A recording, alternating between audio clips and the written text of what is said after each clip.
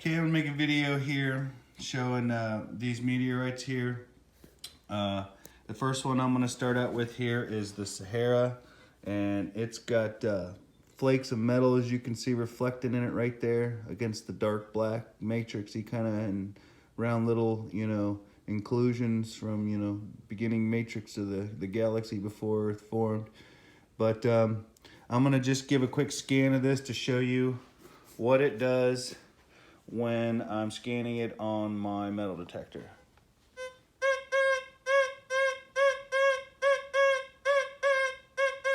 You'll notice the graph over here jumps up to, sometimes you'll get a 99, sometimes it'll be nothing. Okay, so that's what it does on that. Now I'm gonna go over to another one from here from Southwest Africa. And this too also has metal flakes in it like this one. It doesn't have a window that cut into it, but basically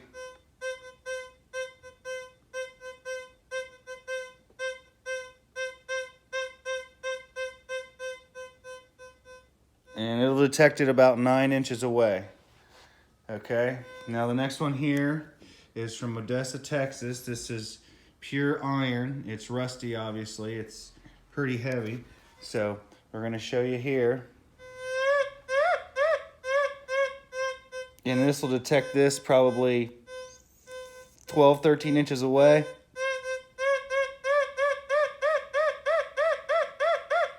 As I get closer, the number drops.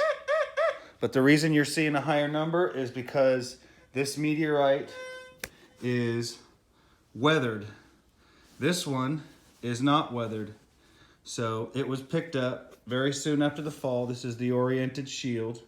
You can tell that this is the front of it, and this is the back. This is the direction when it finally peeled off the giant chunk that was the size of a school bus chunk of steel. It oriented itself in flight when it was melted and kind of formed this little shield here. But we'll do the same thing here. We're gonna put this here.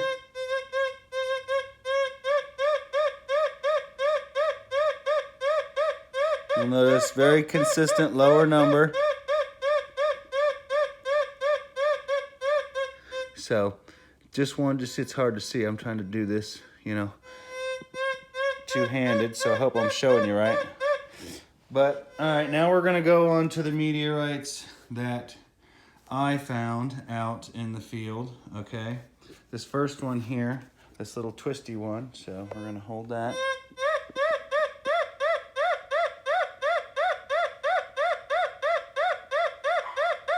Okay, now there. Now here's the other one that I found. A little chunk from my collection. I found these in the same field. So we got that right there like that. There's a 5. So now we go over here to a little smaller one right here. There's that little tiny one that I found that got impacted by some. So we're going to show you here.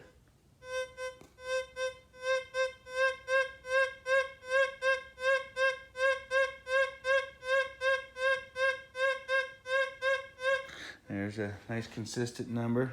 Now here's the one that I actually filed into so that I could expose the what was inside of it.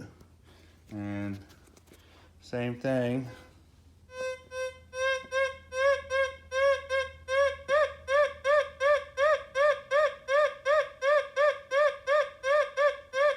But the main reason, obviously, the irons are going to come up irony just like any other piece of earth iron, whether or not it's, a nail or something like that. So, but the real reason I got these samples was because I wanted to see how the metal detector reacted as you took out more and more and more iron and, little flakes, and just started to remove them to see how deep it would detect it. Now, as you've seen, if you've ever watched the show Meteorite Men, you'll see that they use the Fisher F75 to hunt meteorites.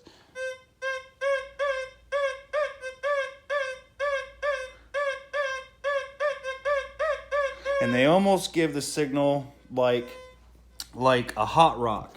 And if you've ever scanned over an earth rock before, you'll know that it kind of gives your detector a weird kind of signal.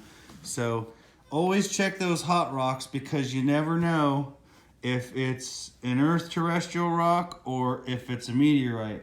So since people are out metal detecting anyway for coins and relics and stuff like that, I always tell people, man, you can kill another bird with this stone and find you a $5,000, $10,000, $20,000 rock that could buy you all the new equipment you ever wanted. And so they're out there. I haven't found anything big yet. These are just some, samples that I found. I have to take them over to the place and have them sampled, to have them verified, where they come from, if they've ever been identified before.